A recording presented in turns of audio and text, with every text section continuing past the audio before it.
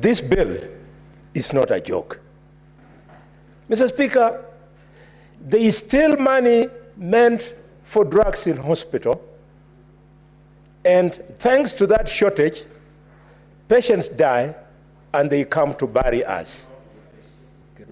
Mr. Speaker, there is still money meant to fix our roads.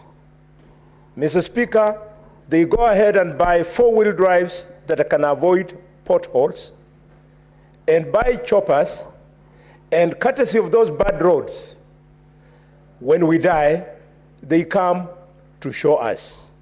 We don't want that money.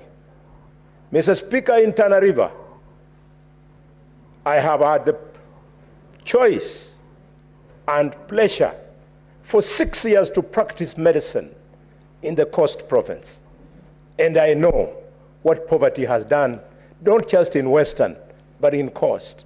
So, Mr. Speaker, there is still money meant to improve the productivity of the lands in Coast so that they allow the people of Tana River to come to them through Harambes begging for food. Mr. Speaker, through this law, we don't want that kind of money. And Mr. Speaker, this law has been very well thought through. When you read through, Mr. Speaker, it is not casual. Let me respond, for example, to the concerns in this bill of the Senator of Tana River. We have Part Roman 3, which speaks to fundraising appeals. And they say, Mr. Speaker, in Clause 8, that the provision of this part shall not apply to a private fundraising appeal where the solicitation is made from members of for beneficiaries of the nuclear family or relatives and does not extend to members of the public. Clearly, this bill is going to allow us to sit as a family in Marinya, a family in Idaho, and do our fundraising. What they are against is public fundraising. And the law has gone further, Mr. Speaker, in Clause 9, has created distinction between public and private fundraising. It is the public fundraising that we want to control. I therefore, Mr. Speaker, wish to appeal to colleagues.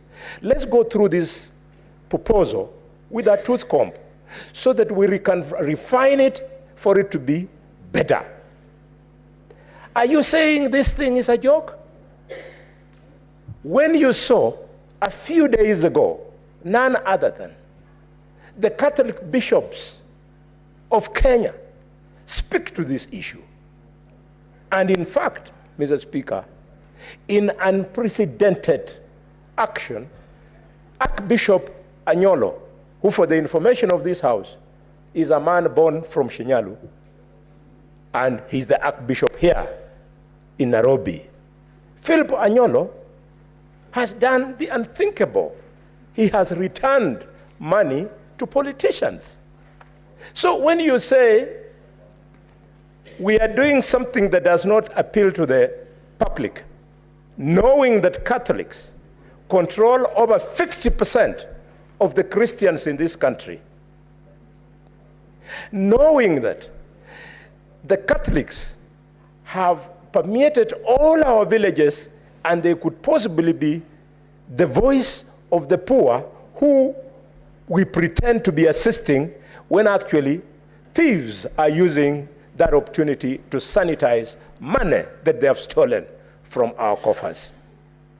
We must address it so that on Sunday, when I go to church, when you go to church, when all our other politicians go, including the head of state, he can comfortably make his contribution without any worries as to the interpretation. And this law has gone further, Mr. Speaker.